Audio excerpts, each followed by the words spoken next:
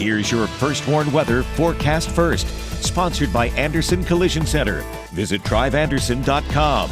Well, those clouds and that fog kind of sticking around quite a bit longer here this afternoon, really giving it that gray and gloomy feel, and chilly too, as our temperatures haven't warmed much above the low 40s here this afternoon, all thanks to the cloud cover and that chilly east and northeasterly breeze. We're up to 42 right now in Rockford, so we gained a degree over the last hour. Feels like 38, 31 the wind chill right now in Monroe, 38 the actual air temperature, and 40 that number out in Freeport. As we go through the rest of this evening, temperatures will stay pretty steady in the upper 30s and low 40s, dropping just a bit as we head through the night tonight. Some fog will stick around in some areas, and that cloud cover likely not going anywhere anytime soon, at least for tomorrow. A look at when we could see the return of sunshine and a little peek ahead to what we could see for Thanksgiving week coming up in the forecast a little later. The fate of a former Rockford hospital is decided. The vote by state board members over the sale of the Rockton Avenue campus. Plus, a proposed plan to close 2 Harlem elementary schools. What the superintendent says this could mean for students and staff. And a beloved community leader has died. The impact Mustafa Abdal had on the people of Rockford. Live from WTVO 17. This is Eyewitness News at 5. Good evening. I'm Mimi Murphy. And I'm Wendell Edwards. We thank you for being here. Noon tonight at 5, the sale of a former hospital on Rockford's west side has been approved. The Illinois Health Facilities and Services Review Board has voted to approve the sale of Mercy Health's former Rockton Avenue campus.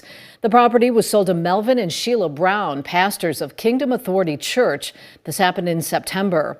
The former hospital was closed in July. The sale was for just $1, despite being valued at over $12 million. In addition, the state board also approved the merger of Mercy Health with Freeport's FHN Hospital, which is expected to be finalized by the end of the year. Tonight, we've learned a teenager has died from that serious crash just outside Jefferson High School. You may remember this happened Thursday on Samuelson Road. 4 people were taken to the hospital with serious injuries, but this morning police confirmed the 17-year-old driver died. And a spokesperson with Rockford Public Schools tells us the teenager was a student at Jefferson. The condition of the other victims is unknown. The Harlem School District considers closing 2 elementary schools to offset a $3 million budget deficit. Superintendent Dr. Terry Yarbrough spoke with the media today. Eyewitness reporter Rico Holland joins us now in the studio. Rico, you talked to the superintendent. Who's going to be affected? So Mimi, Wendell, the 2 elementary schools, Olson Park and Maple Elementary, are both at risk. The potential closings could affect all parties, parents, faculty, and most importantly, the students. The proposal would separate elementary students into an east and west system. If approved, the district plan would make cuts to early childhood programs as well as regular faculty. District Superintendent Yarbrough says the potential cuts would not be a reflection of faculty performance. Our staff and our students and our leaders who are being impacted, by this, we care about them, and it has nothing to do with what they do and how they are either running their schools or teaching in their schools and caring for our kids. Tonight at 6, here are how many positions could potentially be on the chopping block. Wendell? Rico, thank you. The president of Harlem Teachers Union issued a statement on the proposal. She blames the lack of proper state funding for the decision. Quote, like many districts across Illinois, we remain seriously underfunded, currently at just 81% of adequacy. We urge lawmakers in Springfield to uphold their commitment to fully fund public schools under the evidence-based model, end quote. The U.S. House overwhelmingly approves releasing the Jeffrey Epstein files. The vote was 427 to 1. Republican Congressman Clay Higgins of Louisiana was the only no vote. A discharge petition signed by all House Democrats and 4 Republicans forced a vote on the House floor. President Trump criticized Democrats on the issue despite his call for House Republicans to vote in favor of releasing the files. The bill now heads to the Senate, where it will require at least 60 votes to pass. A retired Beloit school teacher is accused of assaulting a former student. 61-year-old Andre DeCock is charged with sexual assault of a student and child enticement. Late last year, the Rock County Sheriff's Office began investigating the former Beloit Memorial High School teacher. After interviewing several people, he was arrested. He's scheduled to appear in court tomorrow. Your state ID or your driver's license is going high tech. Secretary of State Alexi Giannulli has made the announcement today. iPhone users can add and present their Illinois driver's license or state ID in Apple Wallet starting tomorrow. That's also when the digital ID will be accepted at both of Chicago's airports. This is government innovation at its best, modern, secure, and designed for you. When we took office, I made a promise to modernize this agency and make it work better for the people of Illinois. And since day one, I'm proud to say that we've been delivering. The state says mobile ID will be available to Google and Samsung Wallet users soon. Local travelers now have a new destination to choose from when planning a vacation. Allegiant Airlines is adding new nonstop flights from the Rockford Airport to Fort Lauderdale Hollywood International Airport in Florida. It's among the 30 new routes announced today by the airline nationwide. We spoke with RFD Executive Director Zach Oakley about the announcement. We have a lot of people actually plan their vacations around where we fly, and having a partner with Allegiant, hitting these very popular, sun destinations. It's a wonderful offering to have, and especially as we're getting into these winter months here, it starts to you have that hope and thinking about, hey, where am I going to go in February when the weather's a little bit colder? You have another destination where you can get out of the northern Illinois and hit the sun down in Florida. Service to Fort Lauderdale begins February 12th. Tonight, Rockford is mourning the death of a community leader. Mustafa Abdal died last night. Today, a funeral was held in his memory. Eyewitness News reporter Stephen Lewandowski was there. Stephen. Yes, Mimi, Wendell, friends and loved ones are very distraught at the news of Mustafa's passing, mourning the loss of someone who's very dear to them and to the Rockford community. Mustafa Abdal was a businessman, trailblazer, and a leader in the Rockford community. Abdal died Monday, and today a funeral was held at the Muslim Association of Greater Rockford. Abdal was the president of the Greater Rockford Arab Chamber of Commerce. He helped with major development projects including District 815, worked with the Swahili Community Help Center, and even hosted Rockford's first Arab Heritage Festival earlier this year. I had the opportunity to speak with Mustafa at the Arab Heritage Festival this summer. You could tell how much the Rockford community meant to Mustafa. A real goal is showing the diversity and how we are working together as one family, to show the uniqueness of Rockford. Arab Chamber Vice President Azam Abdulami said, quote, his generosity, good character, and sincere dedication leave behind a legacy that will not be forgotten. He went on to say, may God grant him mercy and grant patience to all who loved him. Rockford will remember him. May he rest in peace. And from the city, 13th Ward Alderman Tamir Bell also shared, a smile Rockford will never forget. Mustafa Abdal taught us that diversity is our strength, unity is our superpower, and together we can achieve anything. And 12th Ward Alderman Gina Meeks posted as well, my tears have yet to stop flowing. My heart is broken into pieces. There is no substitute for Moose. He loved Rockford, and he poured into this community all he could. After the funeral, Mustafa was taken to his final resting place at the Rockford Muslim Cemetery. Wendell, Mimi. Thank you, Stephen. Recognizing charitable efforts right here in the state line. When we come back, how local philanthropists were honored at an annual event today. And coming up tonight at 6, Hard Rock Casino Rockford presenting a major donation to a local group. How the Van Fleet Family Foundation plans to use this funds. Temperatures this morning started off in the upper 30s and we only made it into the low 40s, so not a big spread in those numbers here thanks to the cloud cover, the breeze, and the drizzle and fog, all of which continue here this evening. Find out when we get a break from some of that in the forecast coming up. You're watching Eyewitness News, your home team, with Mimi Murphy, Wendell Edwards, Sports Director Scott Lever, and Chief Meteorologist Candace King.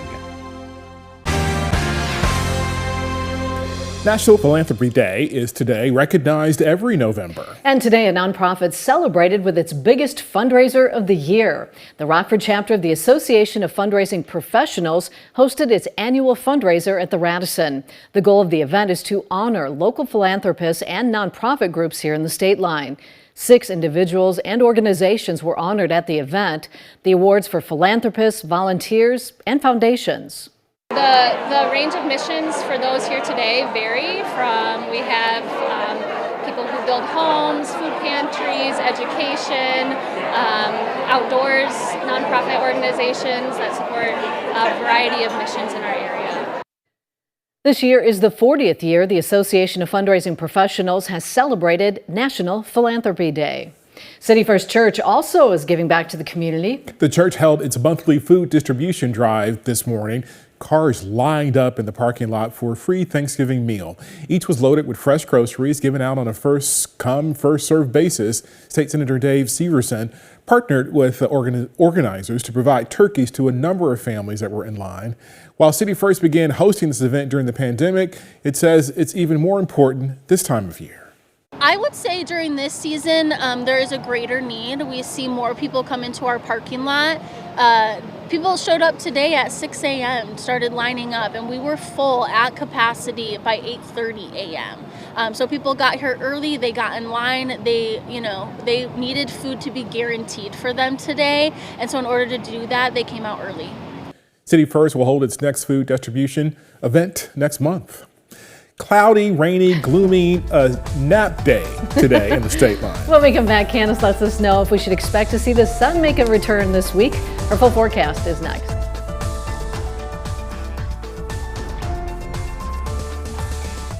Now, your First Warn weather forecast from Chief Meteorologist Candace King. Well, things are pretty quiet out there this evening, although we're still dealing with plenty of cloud cover and even in some places some areas of fog. As we look live with our SkyTrack camera here out in Rochelle looking off to the northwest, you can see some of that fog there and the lights off in the distance, and that'll drop visibility, and it has in some spots. In some areas it's come up.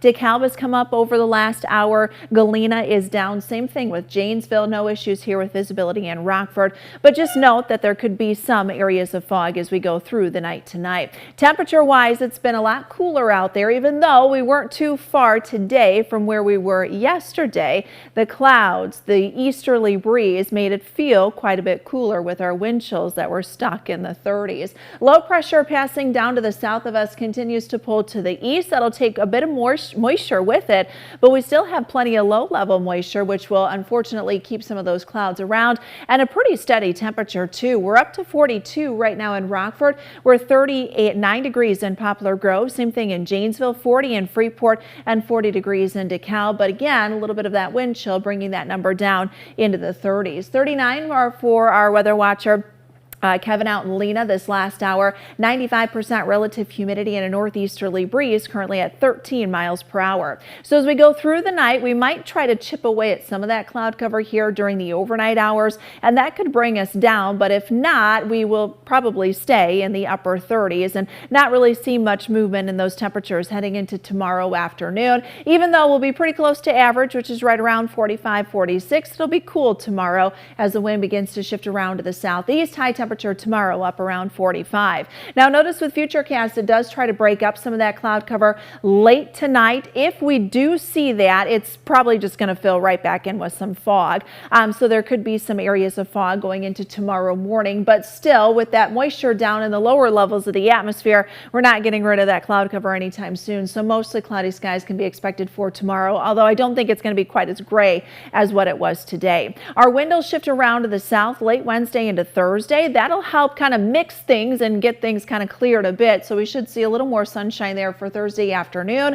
Temperatures in the mid 50s for a lot of us. There's a weak cool front that comes in, but we're really not going to see much in the way of precipitation from that. In fact, it'll likely keep most of that precipitation with our next storm system staying to the south of us. So an area of low pressure right now just off the southwest coast. That'll kind of move across the central and southern plains and primarily stay to the south as we go through that Thursday, Friday. So really that soaking rain chance we had from a few days ago, that continues to go down. We might see a shower or two from that late Thursday into Friday, but otherwise things are looking pretty dry, and really notice any accumulation from that all staying down to the south with some heavier rain and a couple of thunderstorms. Now once we get beyond that, we'll keep an eye on our next storm system. This is moving in for Thanksgiving week. Another area of low pressure developing down across the southwest.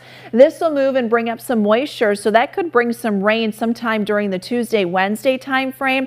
And then another push of some colder air coming in. Is it a big Arctic blast? Probably not, but temperatures will drop there as we head towards the latter half of next week. So getting a little cooler there as we flip that calendar page over into the month of December. Temperature wise for us, we're in the 50s here the next few days. Thank you, Candace. Scott's in next with sports. We'll take a look at the latest state line football player to make a name for himself in the NFL.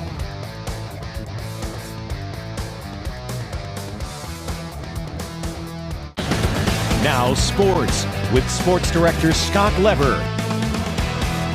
The Ice Hogs have spent the majority of the first 2 months of the AHL season on the road, so they were glad to settle in last week for a 4-game homestand. So far, things have not gone as well as hoped at the BMO Center.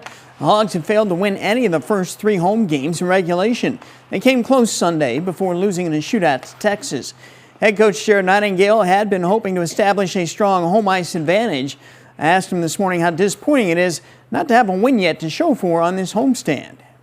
I'm upset after every loss, especially at home when we have leads. It's a lesson that we can't not pay attention to, and we have to learn from it.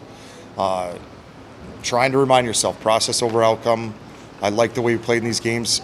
Of course, there's tons of areas, extending leads, being better on special teams, finishing on our chances.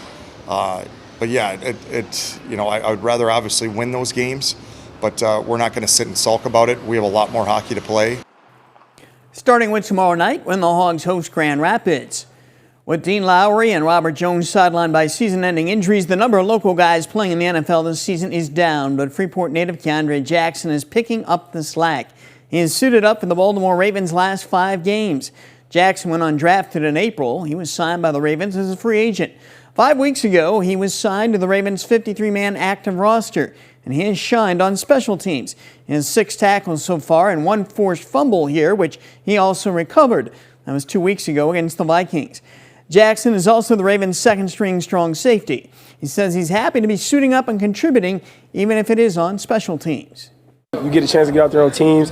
A lot of people look at the 2 phases, but in the NFL, all 3 phases matter. So to go out there and play with my brothers, I mean, that's big time all the time. You talk about a guy that originally he didn't make the team, right? And then he just came out here every day and he went to work and he got better at the things we asked him to get better at. And then when he's getting his opportunity, he's not only just a role player, like he's an impactful player for us. In high school, Freeport Jackson was an All-Nick 10 defensive back, and in college at Illinois State, he was the Missouri Valley Football Conference first-team safety, and he was an FCS All-American. That's sports. We'll be right back. Our first warning interactive radar brought to us by Rockford Glass and More. Stays pretty quiet out there. Still a little drizzle in a couple of spots along with some fog, but that visibility is slowly improving. Temperatures for us tonight will drop back into the upper 30s. We'll climb back into the 40s tomorrow as we hang on to the mostly cloudy sky for much of tomorrow afternoon. 50s then by the end of the week. Thank you, Candace. And thanks so much for joining us. We'll see you again at 6.